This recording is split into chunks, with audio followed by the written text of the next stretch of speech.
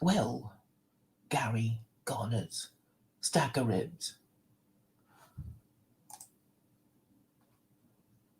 I was just saying today that I'm feeling quite cheerful, even though nothing particularly good has happened. Except, I don't know, there's a certain kind of satisfaction that you get from enjoying what you're doing. And I do enjoy what I'm doing. I mean, obviously, what would be nicer than just enjoying what I'm doing is to get some sort of recognition out of it and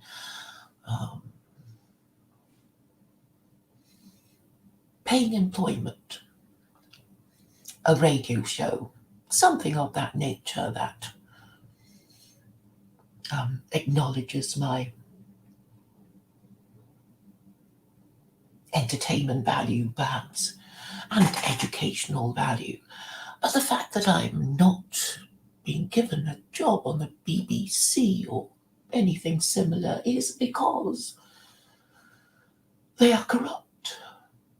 Years ago, when I was speaking to a journalist who was saying, you should just give up your views and then you'll get a job at the BBC. And I said, no way. And be like all the others who are despised and despicable. But I see how hard it is to resist these baubles of achievement, of having full-time employment.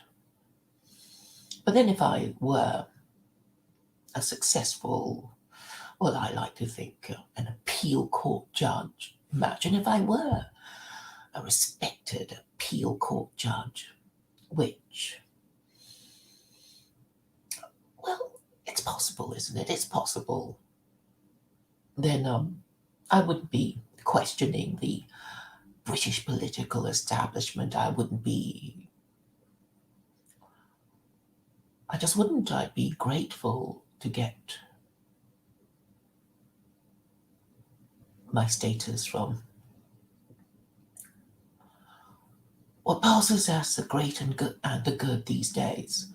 Now, I understand that if you're already part of that group, you won't want to give it up just for a few measly principles. I understand that you have a family to feed and a mortgage to pay and holidays to go on and a lifestyle to uphold. I know these people. I understand their concerns.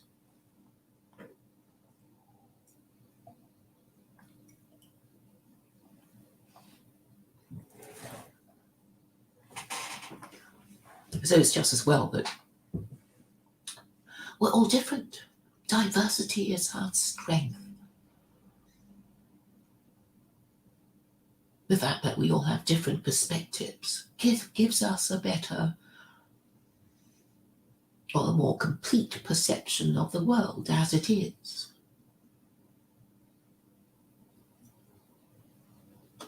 So it's all a matter of interpretation, that getting to copyright claims from Ralph is a sign of his weakness rather than that of mine.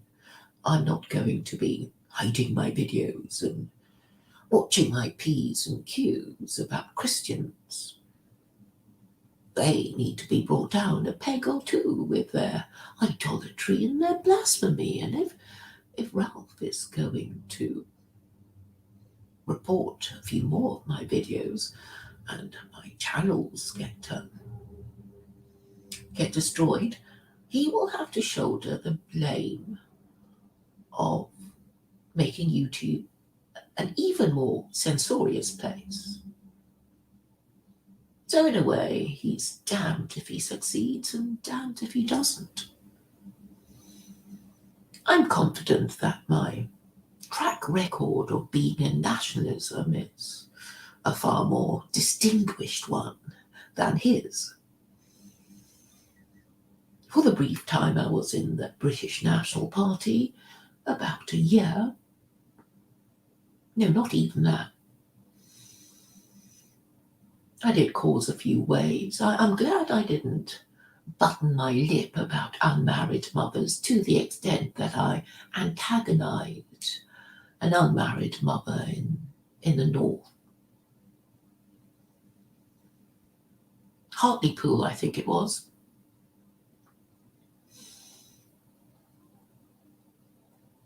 And I'm glad I went on the Victoria Derbyshire show, in which I was accused of saying disobliging things about Riven Vincent, who had a severely disabled child for whom she was appealing for nappies from, what's his name? Some MP, some Tory MP who promised he would give her all the nappies that she wanted. I forget his name now. I keep thinking Jack Kerouac, and of course it's not. That's not his name. And it's not Jack Spratt either, but a similar name like that. I think he's done well for himself, I think. I'll find his name for you because I kind of want to know where he is now. Whether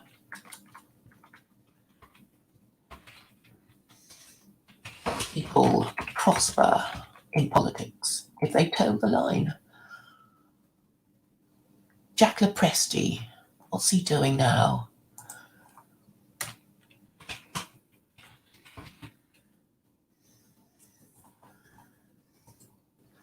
Is he still a backbencher? Is he...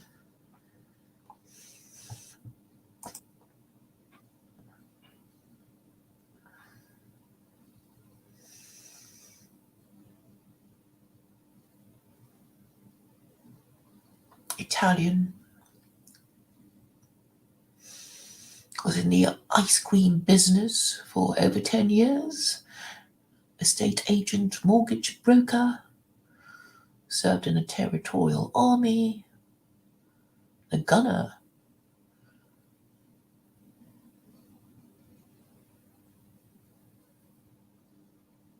Went to Afghanistan.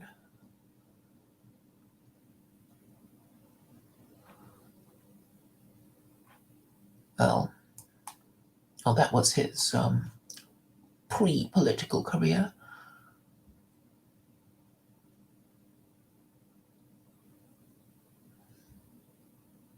He's a member of the Conservative Friends of Israel. He supported Brexit. Well, at least he managed to get that right. Reports of him having an extramarital affair with a fellow MP. Doesn't say who it was.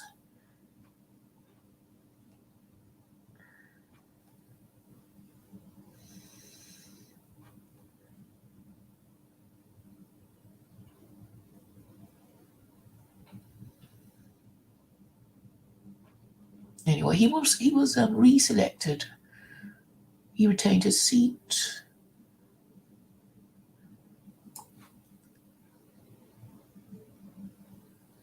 He's been mired in some scandal, bullying allegations, character flaws.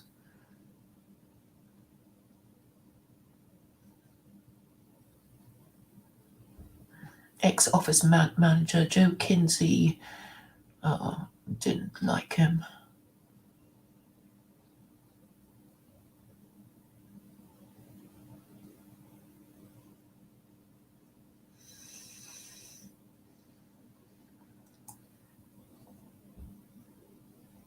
Andrea Jenkins, that's the one he was having an affair with. And they're now married in 27. And, well, they have a boy called Clifford George who was born in March 2017, and they were married in December 2017. And he now has bowel cancer.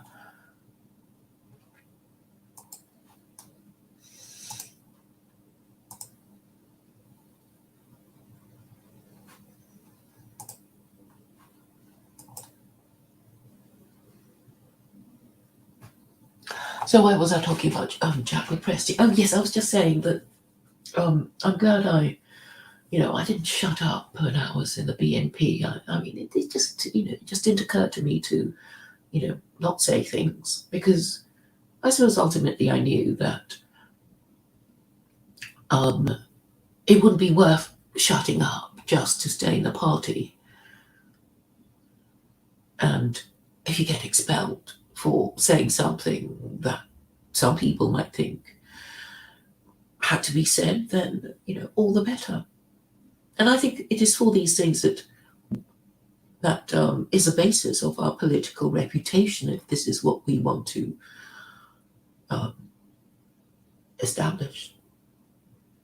So there will be a narrative of what I did and whether it went well for me, and what I did next, and what I did after that, etc. To maybe allow people who are interested in these things to see how my political thinking has developed over the years. So these things are important. I think, of course, I think that we should act on our principles where found, and if we haven't got any, then we have no business being in politics at all.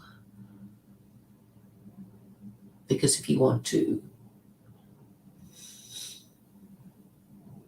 become wealthy, you should start a business and get money that way. And if you can't be bothered to do it honestly, I guess you can be a criminal or a gangster or fraud or something. But taking criminality and fraud into politics should not be done. It should be frowned upon. It should be severely punished. So what sort of people should go into politics? I mean, obviously people with principles, but where do people get their principles from? I'm saying they must get them from religion or whatever moral system it is that they say they have. And what are moral systems? And there are a lot of people who still don't understand. I know many people are not very good at grasping abstract ideas. I mean, these are basically metaphysics. We're talking about words. So we must excuse the likes of the uneducated who never fully came to terms with how to use words, who are careless with them and like to use them as weapons in a very careless way. People I don't particularly want to talk to who just don't see the problem. In other words, people who use words carelessly are, well, not gentlemen, not educated, and not to be trusted. And so it would be a waste of time talking to them. And that is why I refuse to talk to people like that who cannot be shamed. If you say, well, you don't know the meaning of that word, they'll shrug their shoulders and say, who cares? Nobody else does. They know that there are more people like them than there are people like you. And they dare you to, well, make them do the right thing. And that is really their sole purpose in life, as moral vandals of nihilists and troublemakers who, like to impose their will on others just because they can. It gives them pleasure to obstruct you, to mock you because they can. And it amuses them because they have nothing better to do other than to show others how capable they are of destroying things. I mean, that they are in fact vandals. And unfortunately, a lot of people in politics think like that.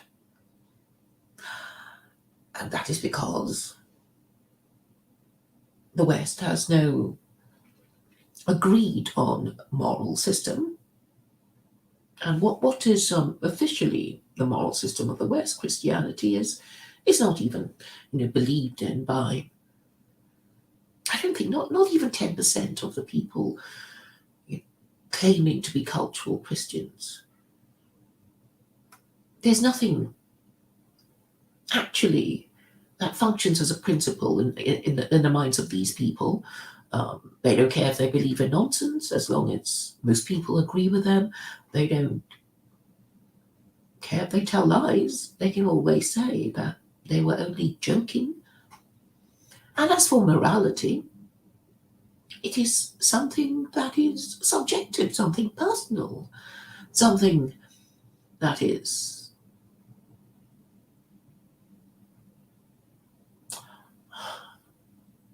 I remember talking to somebody about it a few months ago. Yes, it's a feeling. Morality is a feeling, a subjective feeling, it seems. Now, I only mention that because this person I was talking to was supposed to have some sort of nodding acquaintance with the subject of philosophy, and more recently I spoke to somebody who said something similar, and he has a job in academia, or used to. So these people pass for knowing something called philosophy, and they can't even define morality. But nobody cares, because there is no moral arbiter, because there is no morality. Or if there is such a thing as morality, it would reside in the person of the Archbishop of Canterbury, who's currently Justin Welby, who we know is illegitimate, and he's not ashamed of it. And nobody cares.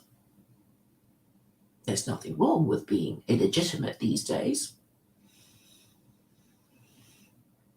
The Prime Minister of New Zealand is an unmarried mother.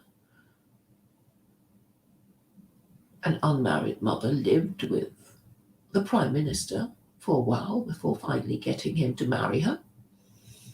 The Prime Minister doesn't care to say how many children he has.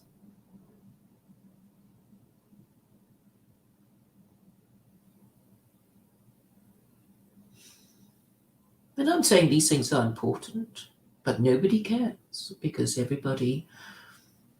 most people are morally compromised. They are the overwhelming majority. And I'm saying that the only way to correct this is with my little idea, and nobody cares for it, and snake oil salesmen like Ralph Masilamani panders to the overwhelming majority who do not care about these things. That is why they prefer Christianity, this corrupting,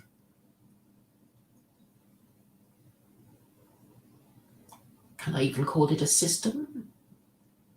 I suppose to the extent that it has its unique characteristics, it is that of worshipping a deceased Jew as the co-equal of the supreme and eternal Abrahamic God who created the universe.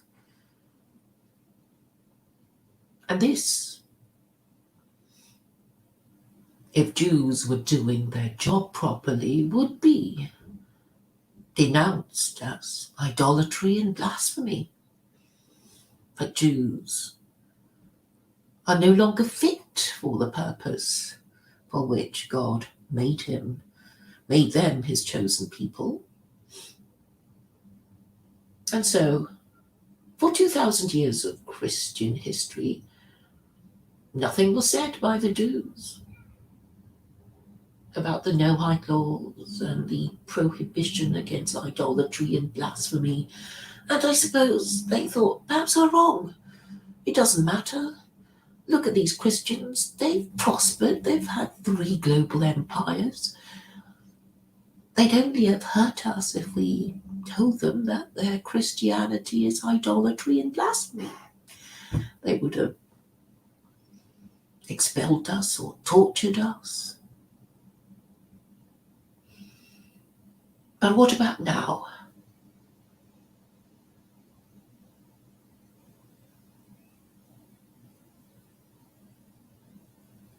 I don't think any rabbi or any Jew would be expelled from their Western nation for pointing out the idolatry and blasphemy of Christianity, but still they hesitate and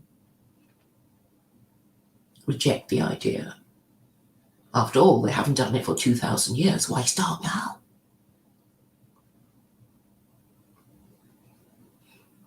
And as for the Muslims who denounce Jews and say they are no longer God's chosen people, have they, in 1,400 years of their history, have they ever put any Christian leader on notice that Christianity is idolatry and blasphemy? Arguably, they have even less excuse than the Jews. It says very clearly in the Quran, in chapter 18, verse 4, that they are to admonish those who claim that God has begotten a son, and they haven't done that either. So, if God is punishing humanity, it must be for the collective sins of Jews, Christians, and Muslims who, while they blame each other, have not done at all what they were supposed to do. So I have, it seems, single-handedly explained the fall of the West.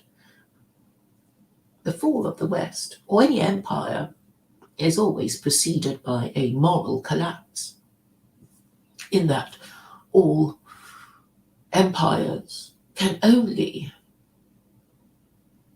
establish themselves with a rule of law after having won a few wars, of course. So if empires are established and maintained by the rule of law, then their collapse can be explained by the breakdown of the rule of law. What is the rule of law? It's not just laws, but the ability, the desire to follow the rules. What helps us follow the rules? It would be a combination of public and private morality. And so, if we are to talk about a moral system, then obviously it would have to have laws, and then it would have to have a narrative of why these laws are better than the laws of any other country, or better than the laws that previously existed before this particular moral system was established. So there would have to be a narrative. For example, we are now Protestant when previously we were Catholic, or we are Catholic now when previously we were pagan, and we are Catholic now because the Catholics won the war, and we are Protestant now because the Protestant succession was finally secured in the glorious revolution, or whatever it is in your country.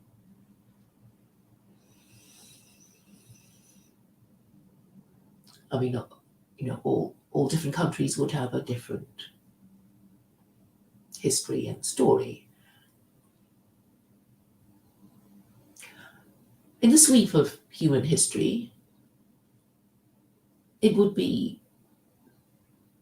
different waves of religion or secular political ideologies that influence governments and empires. So we see that the last three global empires have been Christian, and we must attribute some power to Christianity to make it achieve its zenith, I suppose. Perhaps its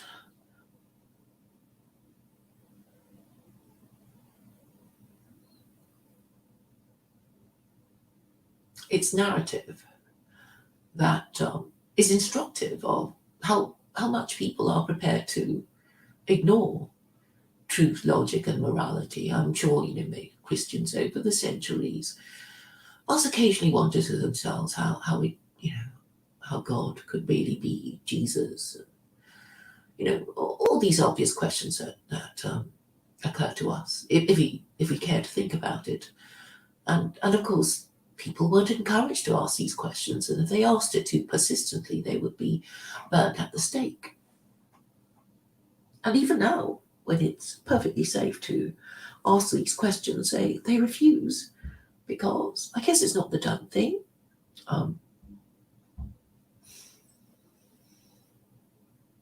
Or even when it's been explained to them properly by me, they refuse to accept the explanation.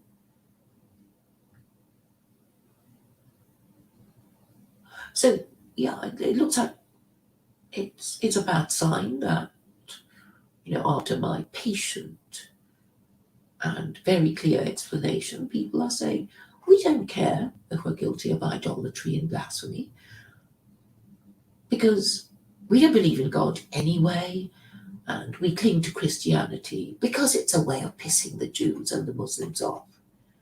And that's why we do it. And we do it just because we don't want to admit that Jews and Muslims could be right about the oneness of God, and that we could be wrong because we are idolaters and blasphemers for 2,000 years. But there's no need. There's no need for us to acknowledge our error, because they can't make us, because they're not strong enough to make us acknowledge that Christianity is idolatry and blasphemy. So that is their way of thinking. I know it. So is it up to Jews and Muslims to press their advantage? I think it is their duty to do so. But they refuse because they are afraid, and possibly atheists themselves.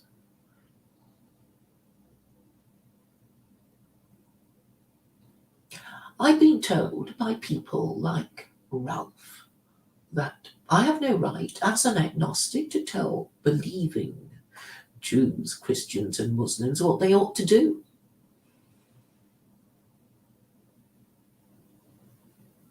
This is something that this is a subject that came up when I was talking to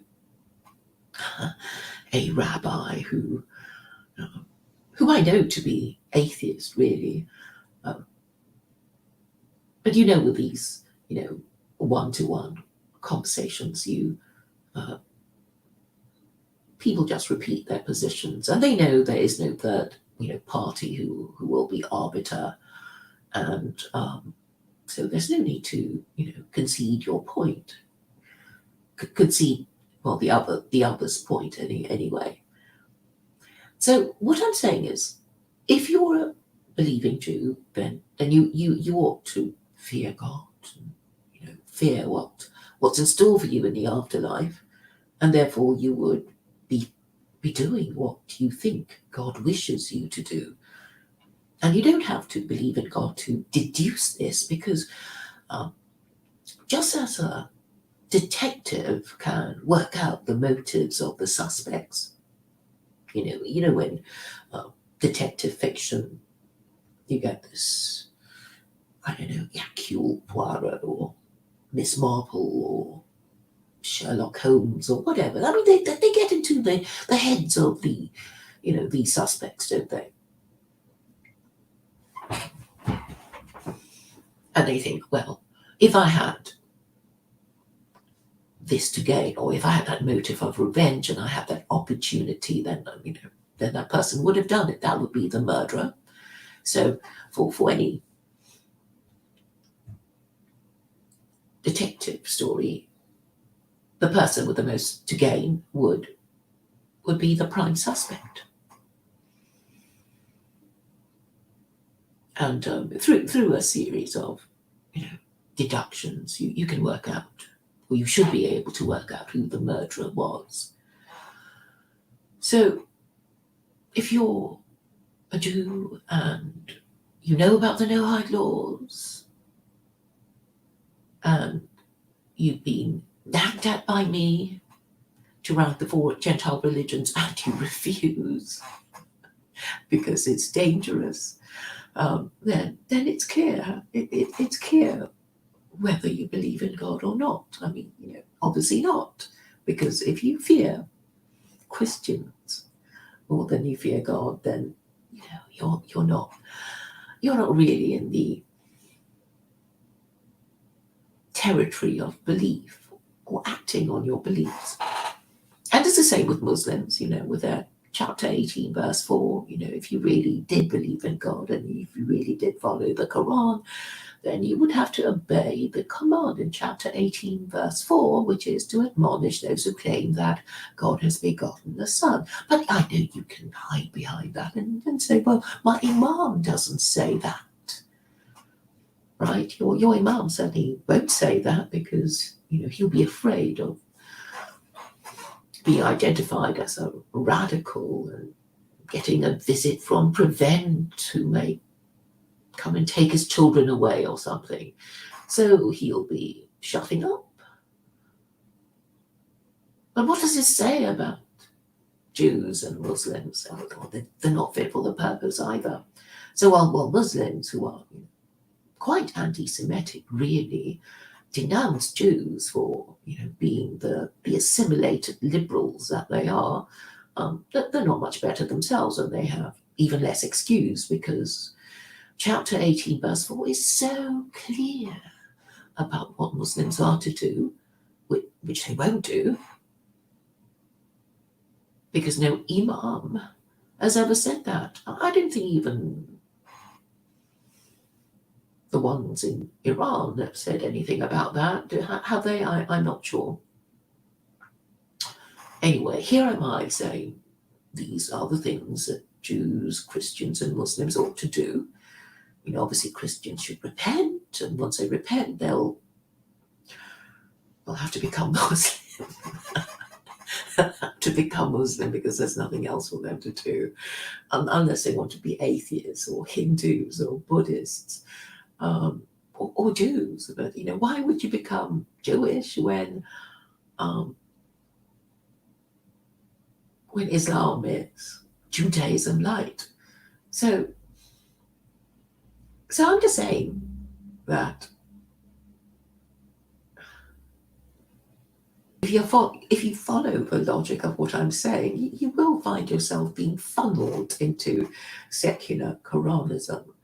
I mean, secular Koranism is not actual Islam, but it's a system of laws that would eventually nudge people into becoming Muslim.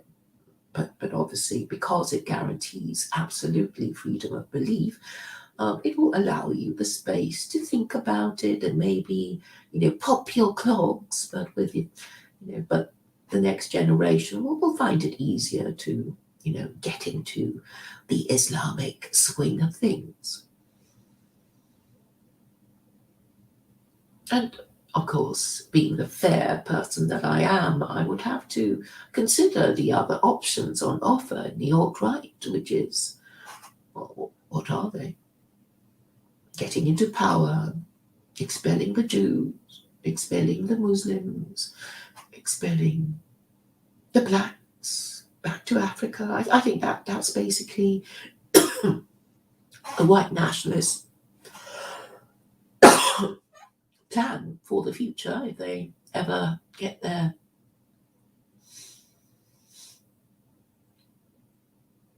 place in government. So really, secular Koranism is the middle way. It's the middle way between more voting for members of the liberal establishment or fantasizing about what you're going to do if you ever get into power, which you never will because you don't have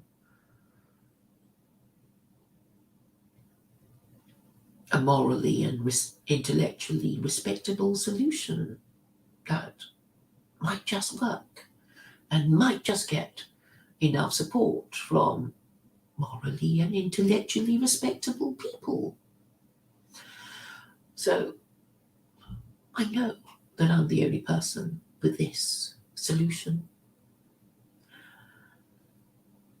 I also know that the entire Western political establishment is busily looking the other way and pretending not to hear. And I know that alt-right YouTubers who like to call themselves the dissident right now are ignoring me and also joining the Western liberal political establishment in busily looking the other way. So the corruption is obvious. There is a sandwich of corruption between me. There is the moral sewage of the supposedly great and the good of the Western political establishment above me, and the morass of moral sewage beneath me. You know, the losers and larpers who like going to Ralph's channel, who claim to be Christian nationalists, who never give their real names, who like to denounce Jews and Muslims and whinge about the Great Replacement and white genocide.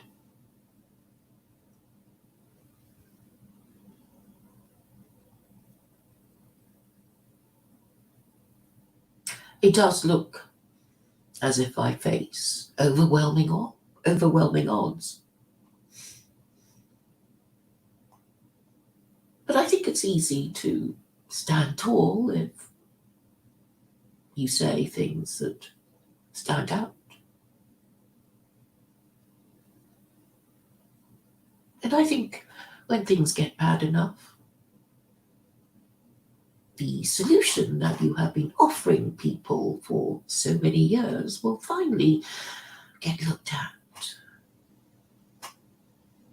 And I think there will be more and more people who have, over the years, come round to the fact that I am the only one with the solution. They have reluctantly come to that conclusion because I've given them all this time to think of something better than secular Koranism, and they can't. They just can't. So they might be left with, well, we'll just invent a new religion.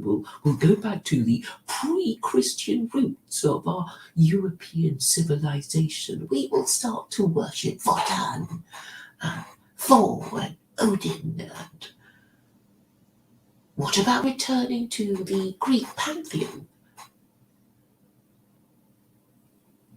So those would be the thoughts of these neo-pagans, and they might be thinking of worshipping a Hindu deity or two. So I don't feel threatened by these little ideas and little deities when I am relying on the most powerful idea conceivable.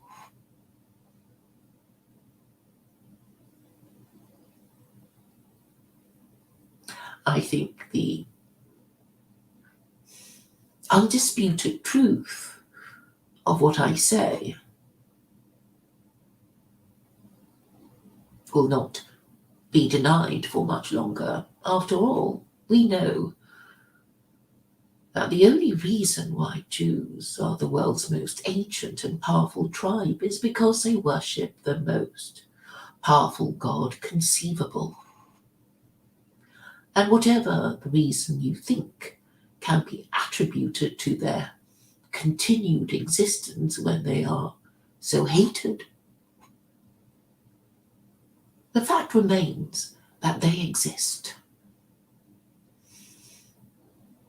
And they managed to get their homeland back after 2,000 years. That really is an undeniable achievement, whether you like them or not. And interestingly, on Temple Mount, where they are supposed to have their temple, there is a mosque,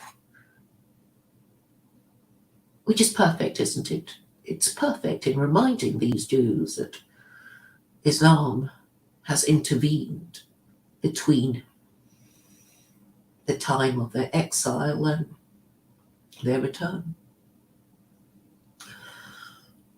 Al-Aqsa Mosque is there to ask them, now, do you really want a Torah theocracy? Do you really? With its 36 capital offences, you'd have to restore the Sanhedrin, and then you will be asked a whole bunch of very uncomfortable questions, such as, how would you find Jesus if he could be put to trial by you now? You're going to sentence him to death again for the blasphemy of saying his papa was God? Are you really? I don't think they would want to answer that. They wouldn't be able to get their temple restored without first reconstituting the Sanhedrin, would they? And if they constituted their Sanhedrin, they'd have to be a Torah theocracy. And I don't think they want that, do you? I don't think so. And if they could collectively agree to some form of, theocracy light, then it would have to be secular Koranism with Israeli characteristics.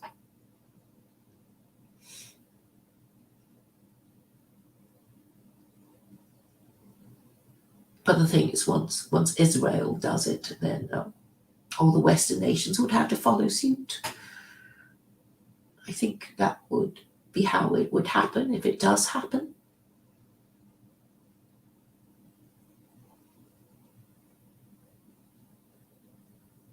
So what do I expect now?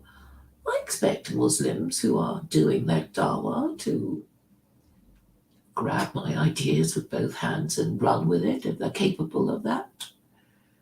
Or are they too afraid of prevent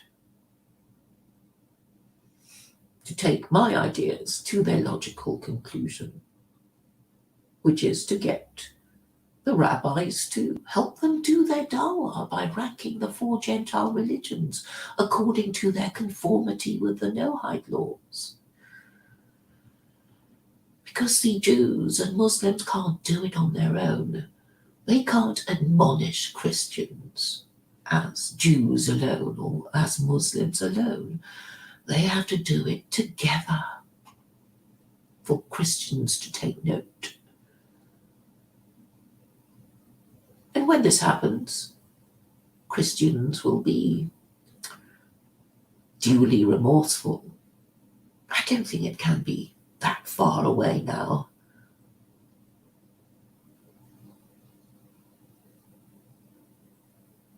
Of course, they can still conspire to ignore me, but I think there are enough concerned people in the world who don't want any more vaccinations and any more lockdowns. And they might want to seize my ideas with both hands and run with them, whether they are atheists or monotheists. Theocracy can benefit atheists in that it can give them fewer laws, lower taxes, and lower crime. So these are the definite benefits of living in a theocracy, even though you don't believe in God. And what objection could you possibly have if that theocracy guarantees you freedom of belief? If you still reject the offer, it must be because of your Islamophobia. And when you acknowledge your Islamophobia, then you will have to acknowledge that you lost the argument, because a phobia is an irrational hatred and fear of something, and if you are being irrational, then you've lost the argument. So that is how I have dealt with all the arguments against secular Koranism. I don't think anyone can construct a counter-argument at all. I mean, the most anyone will be able to say is, we don't like it, we don't wanna, you can't make us. I think that will be the familiar refrain that my detractors can come up with, the only answer that they can come up with if they won't go forward with my idea.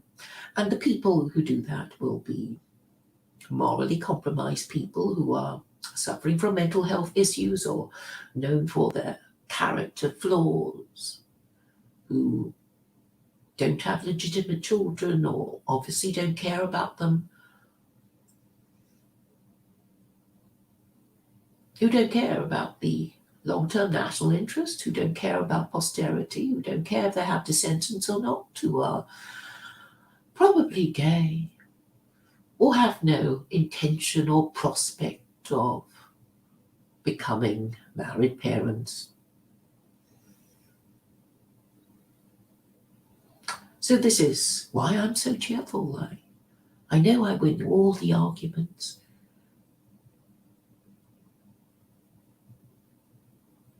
And I think I am really getting closer to being more comprehensively understood now, thanks to Ralph.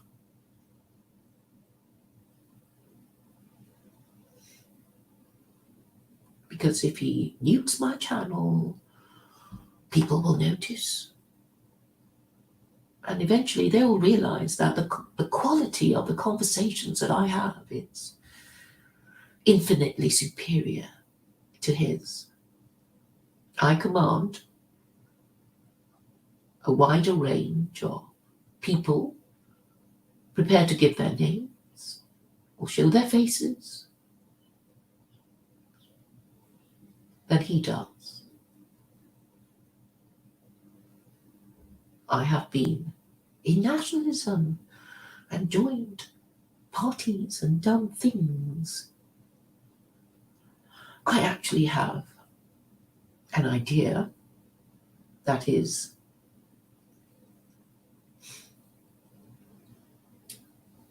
it's almost the equivalent of the Abrahamic God, really. I mean, there's nothing more of an antithesis to liberal democracy and feminism than secular Koranism. I don't think you can go any further than that.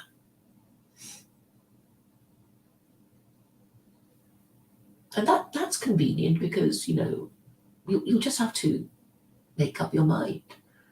You either think liberal democracy is fine, and you can stay there and support it, or you can think, well, maybe it's secular Koranism for me, or you can think that you hate Muslims and Islam so much you'll go on the white nationalist side of fantasizing about how you're going to kick everyone out once you become the government. I mean, are there any options that I've missed out? I mean, other than the one about, you just keep voting and voting and voting, and eventually you'll get a government that will care about you. So I think by any standard, secular Koranism is the most viable option, isn't it? And once you have thought the whole thing through and agree with me, then you'll have to talk to other people in real life. And then I guess the idea will take off. I'm not asking you to do anything more than find somebody in your life that you trust enough to discuss politics with, and ask that person to do the same until we are the overwhelming majority. Not long now.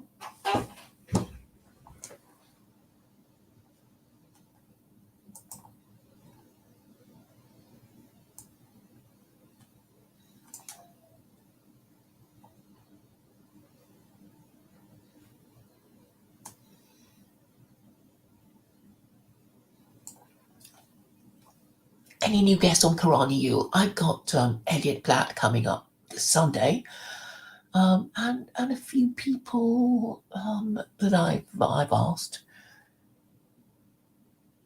Yes, Diana is coming. Yes, and of course Stephen James.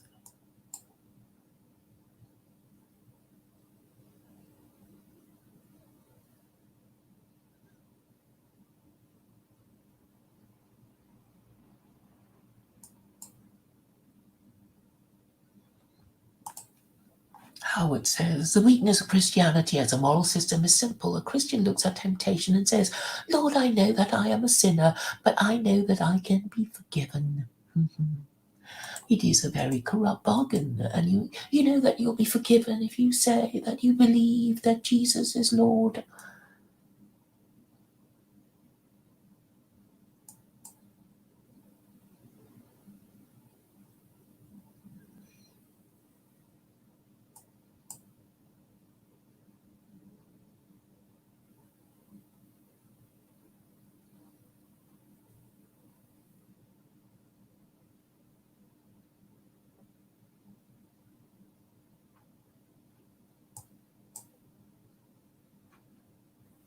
I'm glad you like my idea of secular Koranism with Israeli characteristics, Howard.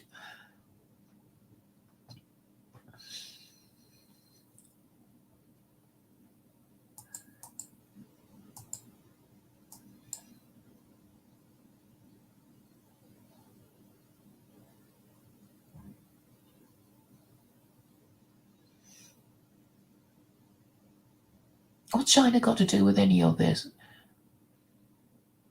China has its own problems. It's got too many men. So they'll have to lower their standards of sexual observance and allow them to be gay. In fact, there is a kind of unofficial, gay marriage contract now.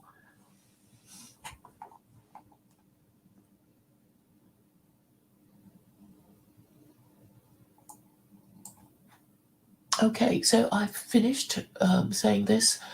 So I think I've explained why I think things will eventually go my way, because my logic is so unassailable, and the only people who object are, John Williams, who can't really form a coherent sentence, and who is obviously an anti-Semite and an Islamophobe and is morally compromised. Alan Bastard, well, he doesn't want to hear any more about secular Koranism, but he doesn't have a better idea. So although he's occasionally helpful, he is conflicted and compromised. I mean, there is really no one who is my moral or intellectual superior. And, of course, you're all going to deny this, but nobody has a better idea that they can propose and convince others about. So thank you for listening. Thank you, Azan Zitu, for your kind words of encouragement. And thank you all for coming by.